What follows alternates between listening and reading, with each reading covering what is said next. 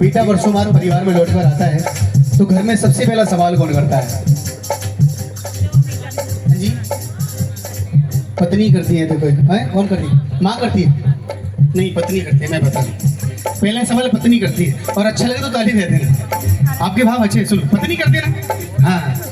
तो पत्नी ने पूछा प्रीतम,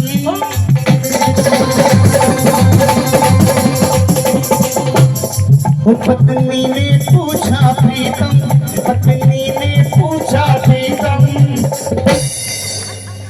कुछ कमाया के नहीं? पत्नी ने पूछा प्रीतम, कुछ कमाया के नहीं? पत्नी ने पूछा प्रीतम, कुछ कमाया के नहीं? दूसरा सवाल ये छोटे छोटे भाई बहन करते हैं। अरे भाई ने पूछा भैया, छोटी बहन ने पूछा भैया, कुछ लाया के नहीं? अरे बहन ने पूछा भैया, कुछ लाया के नहीं? बहन ने पूछा। अब तीसरा सवाल कौन करता है? पिता ने पूछा बेटा, अरे पिता ने पूछा बेटा।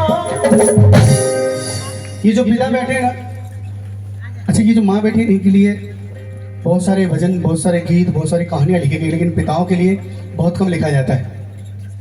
हम लोग कहते हैं ना, माँ के चरणों के नीचे स्वर्ग है, ऐसा बोलते हैं ना। ये दुनिया का सबसे बड़ा सच है, माँ के चरणों के नीचे स्वर्ग है। अगर ये सच है तो सच्ची है भी। अगर माँ के चरणों के नीचे स्वर्ग है, ये जितने भी पिता बैठे हैं वो स्वर्ग का दरवाजा है। और जब तक दरवाजा नहीं खुलता, स्वर्ग तो बहुत दूर की बात है, आप अपने घर में प्रवेश नहीं कर सकते।